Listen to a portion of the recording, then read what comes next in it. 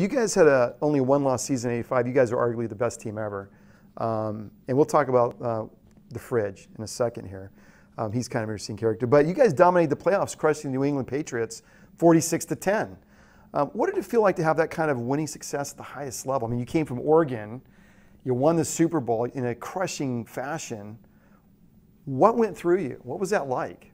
Take the audience through that.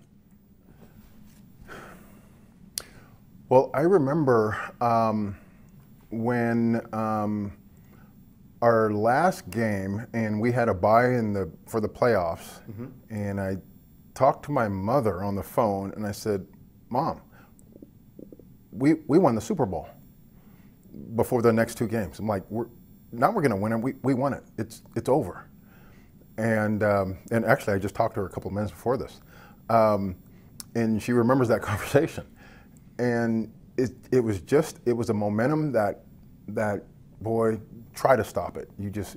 So you haven't played the game yet, but you guys knew. Yep. Just the momentum, the energy, what was going on. Had to execute, had to follow through, but yeah, it was pretty much. I knew it couldn't be stopped, even if somebody scored on us, which they really didn't in the playoffs. I don't think anybody scored a point in the playoffs. It's just a train that just couldn't be stopped. So what was it like to be on the field of the Super Bowl, knowing that millions of people around the world are watching, knowing everybody in the stadium's watching with expectations? How do you get in the moment where you just execute in the play? I know you've been playing all season, but that's a different kind of pressure. I mean, that's got to get everybody ginned up a little bit. Yeah. Get the adrenaline going. So. Yeah, you're moving a little faster. Playing a little harder, thinking a little harder. If I was a quarterback and I was in the game, I would have overthrown everybody by about 20 yards. Because you're so jacked up. Yeah. Luckily, I'm a corner, so it didn't show up that way. Right. Although Irving Fryer ran right by me one time, I was like, "Oh, okay." That woke me up. Yeah. So, yeah, it's a crazy feeling. You know, I did have a surreal moment. Which was, we're standing in the end zone and the starters are about to be introduced, and I'm looking up and I'm looking like, wow, it looks like what is 1 million people in the stands. And I see 2 goalposts and a football field. I'm like, that is the same field I saw when I was 10 years old. Exact same field. But now you have all this wrapped around it, and it's just a surreal moment. And the moment in my mind lasts like an hour. But it was just a thought, yes. I remember that. And thanks for bringing that. I remember that. I haven't thought about that in a while. And then, when the game started, it was just, oh, dare I say it? I don't want to insult anybody, but it seemed to me like a formality. And when the Patriots scored 3 points first, it was like, yeah, that's nothing. That's not a big deal. Because the defense was just so stifling, and we'd already played them as well. It's funny too, because with the kids that I train, they ask, "Well, who'd you beat in the Super Bowl?" I was like, "The New England Patriots." They're like, "Oh my God, are you kidding me?" I'm like, "Yeah." I'm like, they weren't the same team as now. before time, right? Yeah, exactly. Right. Yeah. That's incredible. So you're able to get in the game. It's pretty pumped and jacked on the front end, but then as the game gets going, things start to settle down. You just get into your roles as the football player position you are. I mean, you have adrenaline, but you're not overshooting the receiver by 10 yards or so. Before the Super Bowl, you guys took part in the now famous Super Bowl Shuffle. That thing became really famous. It became a mainstream phenomenon. I don't know what you're talking about. I have no idea what you're talking about. I know you're in it. In fact, it was nominated for a Grammy Award for Best R&B Performance. How did this video connect to the Bears fans, and were there any concerns about jinxing the Super Bowl dreams of such a video? No concerns at all. I didn't realize myself, I didn't really make the connection that, we're singing this song with these words, and when do we do that? October? It was October, whenever the it was before the Super Dolphins, Bowl. Yeah. Long before the Super Bowl. And Willie Gold, who helped put the thing together, he kind of organized the whole thing. He brought the song into the locker room and said, "Hey guys, listen to this." And it was like, "Okay, that's interesting. Oh, that's funny."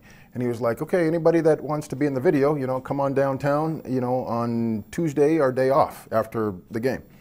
So we did that, and I'm a rookie, and not much to do in Chicago for me. I didn't really know many people, so go down there and we have fun dancing around. And I remember Mike Singletary choreographed the moves. So if anybody looks at the moves, blame Mike Singletary. But we had a little dance move in the background, and it was fun. And there was a crew there, a camera crew, and filming everything, and just this elaborate studio. And I was like, wow, this is amazing. So we did that for a day, and then literally, I'm driving down the freeway to a game, and on the radio, I'm like, hey, there's our song. That's kind of cool. And then about 2 weeks later, I hear the song again, and I'm in my townhouse, and I hear the song, and I was like, wow, they're really playing this song. And then I thought, I don't have the radio on. I have the TV on. Yeah. I went to look at the TV, and there we were on an MTV. Yeah. I was like, holy smokes, this thing is going big. Crazy. Yeah. And so everybody took to it, and wow, they still talk about it. I was just in Chicago several weeks ago. Sure. We were doing, an event, in our alumni event for all the generations, and people still remember that. And I got to go and talk to kids at a school that one of my friends is a principal at, and everybody, they remember the Super Bowl Shuffle. Were you in that? It's like, wow, seriously, that was 34 years ago, really? Wow, yeah. That's what winning does for people. Yeah, right. You become memorable forever. So what was the after party like after the Super Bowl? I mean, you guys came through a crazy season, come together, from the camp to the end. What was that after party like? Was it just a joyous, like, this is unreal, surreal? What was that like? Yeah, it was very surreal, and I remember we didn't, well, I don't think I slept much the game. And the after party was a myriad of Hollywood stars and athlete stars. I mean, the Jacksons were there. I was just like, wow, this is amazing. Crazy. For the game of football. Holy smokes. Yeah. Okay, this is amazing. Now, I'll be honest, was Dick a little chill after that? Was he the same gruffy, screamy guy, or was he a little more approachable? Not sure. Can't speak to that because I didn't really see him after the game. Okay. And I certainly don't want him coming after me now. Yeah. Although I think you still outrun him. Yeah, I don't know. He's a pretty tough guy. That was great. And then, the next morning, we get to the airport, and usually we get there and we can go to our cars. Well, there were buses for us. And we're like, kind of, wiping our eyes off and, waking up. What are all these buses and all these black limousines? What is that? And so we're herded onto these buses, and we just head downtown.